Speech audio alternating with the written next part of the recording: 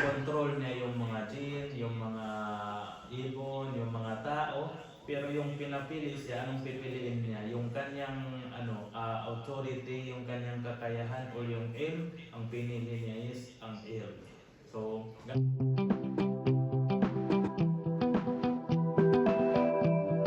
kalakas ng ng air. So, si Abu Hurairah radhiyallahu anhu, sabi naman ng Arrikon, para hindi abang kunti lang na naibigay ko sa inyo, hindi ko matapos to lahat. Sabi ng mga mu'arrikhon, yung mga nagbibigay ng historian, si Abu Hurairah radhiyallahu anhu, naka-memorize siya ng mga hadith, more than 1,600 hadith from hadith ng Propeta sallallahu alaihi wasallam. So more than 1,600. Nabanggit nila to James kanina is more than 6,000, di ba? 6,000. So dito more than 1,600, parehas din yan. Kasali, hindi siya nag-specific 1,600. Ang sinabi is more than, so pasok din yung 6,000. So ngayon, kung ikaw ay isang Muslim, hindi bago sa iyo ang pangalan na Abu Hurairah. Practice ka man o hindi, as long as ikaw ay nag-aatin ng mga khutbah sa Jumu'ah, narinig mong pangalan ng Abu Hurairah. So ngayon, alamin natin kung sino talaga si Abu Hurairah radhiyallahu anhu. Ang Abu Hurairah radhiyallahu anhu, ang pangalan niya sa Jahiliyyah, hindi pa siya nag-Islam, si Abdul Shams. It means servant ng araw. Pero yung inikraman siya ng Allah subhanahu wa ta'ala, tinawfikan siya na makapasok sa loob ng Islam, wa syarrafahu bilika'in nabi, at parang binigyan din siya ng parang karangalan na ma-meet ang propeta sallallahu alaihi wasallam. So tinanong siya ng propeta kung sino ang kanyang pangalan. Sabi niya, ang pangalan ko si Abdul Shams. Sabi ng propeta sallallahu alaihi wasallam, bal Abdurrahman. Kundi sabi niya, si Abdurrahman ang pangalan mo. So meron tayong Abu Hurairah na sa loob ng si Abdurrahman. Wow. So yun, mula doon, ang tawag sa kanya si Abdurrahman. Pakala na Abdurrahman bi abi anta ummi. So inaccept niya ang ganun pagtawag sa kanya, ang pangalan na pinili sa kanya ng Rasulullah sallallahu alaihi wasallam. Amma takniyatuhu bi Abi Hurairah, pero yung kunya na Abu Hurairah, mayroon sabab doon, mayroon siya mga dahilan. Annahu kanat lahu fi tufulatihi hirlatun saghira. Yung bata pa siya, mayroon siyang maliit na pusa, yal'abu biha, linalaro niya. Faja'ala alidatuhu yunadunahu Aba Hurairah. So, yung mga tao doon sa mga lugar niya, yung parang kaliber ng kanyang edad, ang tawag sa kanya is Abu Hurairah. Wa sha'a zalika wa da'a hatta ghalaba ala ismihi. Hanggang nag-famous ang pangalan na yun, so ang tawag sa kanya is Abu Hurairah instead of Abdul Shams. Falamma ittasalat asbabuhu bi asbabi Rasulillah sallallahu alaihi wasallam wa salamuhu alaihi ja'ala yunadi katsiran bi Abi Hir. So ang tawag sa kanya ng Rasulullah alaihi wasallam si Abu Hir, hindi Abu Hurairah, Abu Hir. Inasan lahu wa tahabbuban. Parang inasan lahu, parang siya. Alam mo kung ang bata is parang parang linalaro mo yung bata. So iba yung pagtawag mo sa kanya. Linalambing. Linalambing. Fasara yu'askiru Aba Hirlan ala Abi Hurairah yaqulu nadani biha Rasulullah sallallahu alaihi wasallam. So ang tawag sa kanya ng Rasulullah is Aba Hir, Abu Hir. Hindi siya Abu Hurairah, Abu Hir. Walhir zakar wal hurayra unsa wal zakaru khairun min al unsa. So yung ano naman, yung mga ibang secret, bakit ang pagtawag sa kanya ng Rasulullah sallallahu alaihi wasallam Abu Hir, hindi Abu Huraira? Kasi ang Abu Huraira, ang Hir is lalaki. Yung Huraira is babae. So mas mainam yung lalaki kaysa sa babae, kaya ang tawag sa kanya is Abu Hir, hindi Abu Huraira. So ang pag-Islam ng Abu Hurairah radhiyallahu anhu doon sa nag-Islam siya doon sa kay Tufail, yung nabanggit ni Dato Jill kanina, Tufail ibn Amr ad-Dawsi. So isa sila sa mga kabila ng Dawsi. Wa dhalla fi ardi qaumihi Daws ila ma ba'da al-hijra bi 6 sinina. So siya, doon siya kahit nag-Islam siya sa kamay ni Tufail, doon pa rin siya nakatira sa Daos until after ng hijra na 6 years. 6 years after ng hijra, saka siya nag-hijra sa papunta ng Madina. Ay wafada majmu' min qawmi Allah sallallahu alaihi wasallam bil Madina. So i-relate ko sa isa kanina ni Dato Jim, yung ang Abu Hurairah radhiyallahu anhu is siya, kasama siya naghijra papunta ng Madina, more or less 100 bahay ng Daos.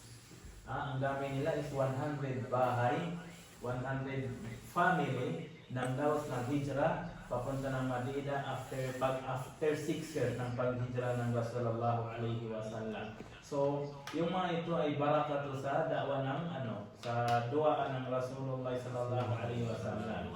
Nabanggit kanina ni Dato James, yung unang pag-Islam, pumasok si Tufail sa Islam, umuwi siya sa kanyang lugar na Daos sa Yaman para magdawa.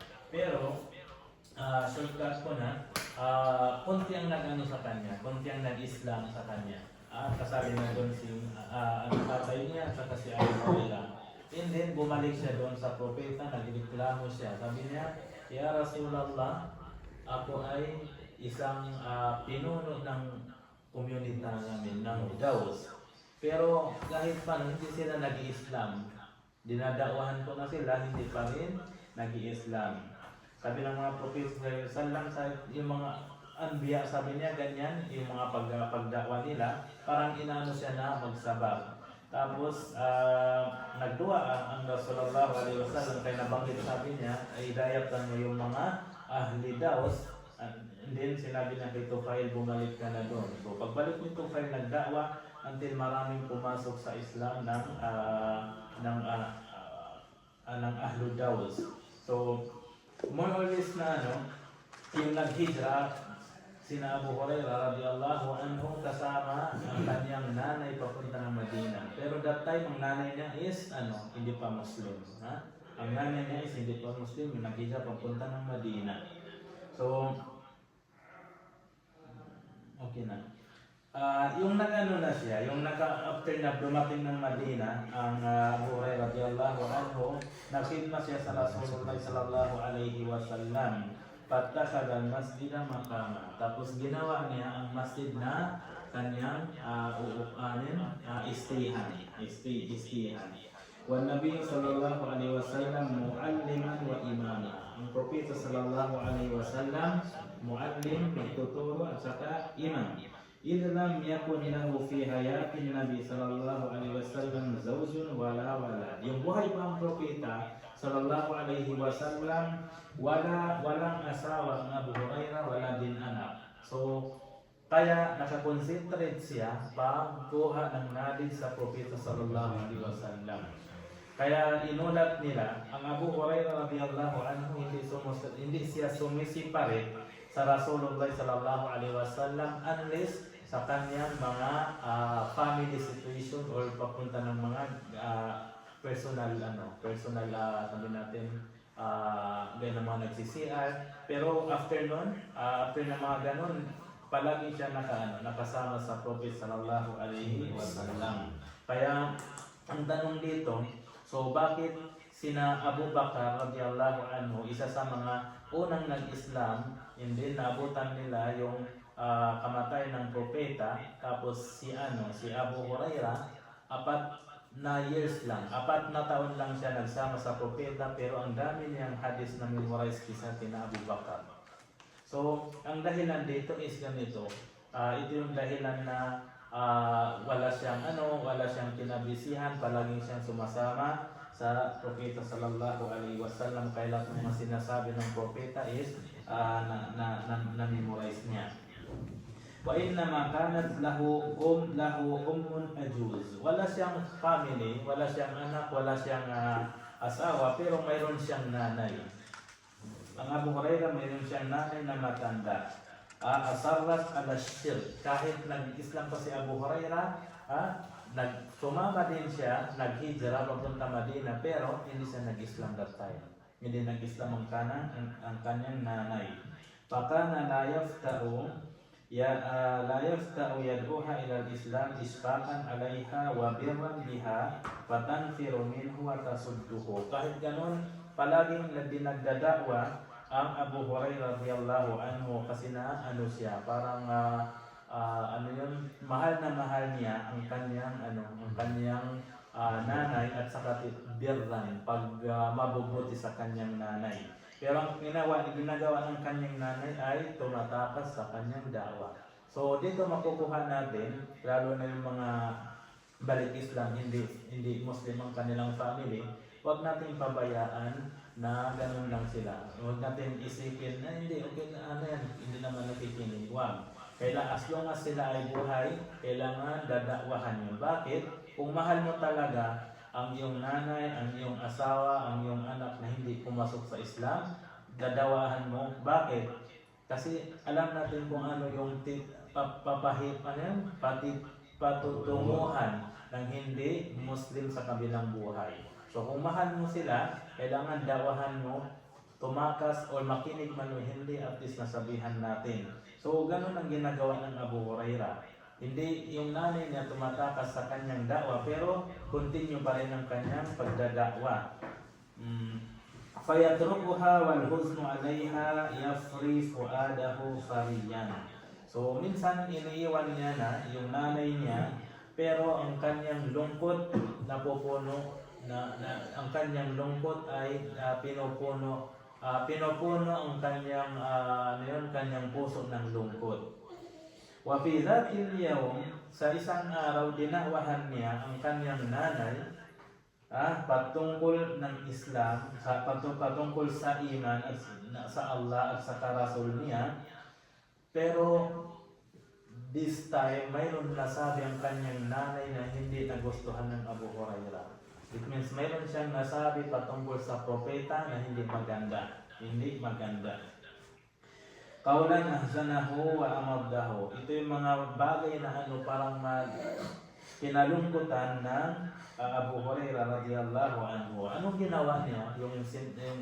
Pero hindi naulat sa hadis. Hindi naulat sa hadis kung ano ang sinabi ng kanyang nanay. Pero mayroon nasabi patungkol sa propeta na hindi maganda.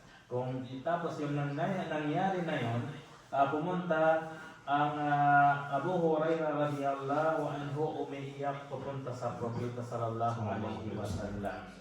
Faqala lahu an-nabi alaihi salatu wassalam, sabi ng propeta sallallahu alaihi wasallam, ma yubkika ya Abu Hurairah. Dito tinawag niya ya Abu Hurairah. Ano yung nagpaiyak sa iyo, ya Abu Hurairah? Faqala inni kuntu la afturu an da'wati ummi ila al-Islam fataba alayya. Sabi niya, ako ay hindi ako nagsasawa na dinadawahan ko ang aking nanay papatungong Islam, fataba alayya, at saka parang nag-refuse sa akin. Waqad da'awtu al-yawma fa asma'asni fika ma akra. Isang araw sabi niya, dinawahan ko siya, pero mayroon siyang sinabi o pinakinig niya sa akin na hindi maganda patungkol sa iyo. It means may sinabi, bakit yun yung ganyan? Pero hindi naulat sa hadis ko ng sinabi. Fad'ullaha jalla azza wa jalla ay yumila kalba ummi Abi Hurairah lil Islam. Naghingi siya sa propeta sallallahu alaihi wasallam na magdua sa kanyang nanay na i-divert ang kanyang puso papunta ng Islam, Pada'ah lahan Nabi sallallahu alaihi wasallam wa salamu alaihi, nagdua ang sallallahu alaihi wasallam, nagdua. Faqala Abu Hurairah, so nagdawa ang sallallahu alaihi wasallam ng hidayah sa kanyang nanay. And then after that, sabi ng Abu Hurairah, famadaitu ilal baiti. After nagdua ang Rasul sallallahu alaihi wasallam, umuwi na ako ng bahay, pumunta na ako ng bahay. Fa idal babu qad rudda. Tapos yung bahay parang ano yan? May sinara. May harang. Pa'idal babu kad rudda wa sami'tu khaskhasatal ma'i falamma hamamtu bid-dukhuli qalat ummi. Narinig ko yung parang boses ng mga tubig. Yung parang sabi niya, naisipan ko na pupunta na ako, papasok na ako ng bahay. Qalat ummi, makana kaya ya Aba Hurairah. Sabi ng nanay niya, it means, punta ka sa lugar mo, ya Abu Hurairah. Pasok. Insyaallah, pasok. Summa labisat thawbaha. Salam. Waalaikumsalam. Ustaz. Meron pang mabuhan. Umitit tayo na. So, sabi ng nanay niya, punta ka ng ya Aba Hurairah, is ilzam makanaka. Insyaallah.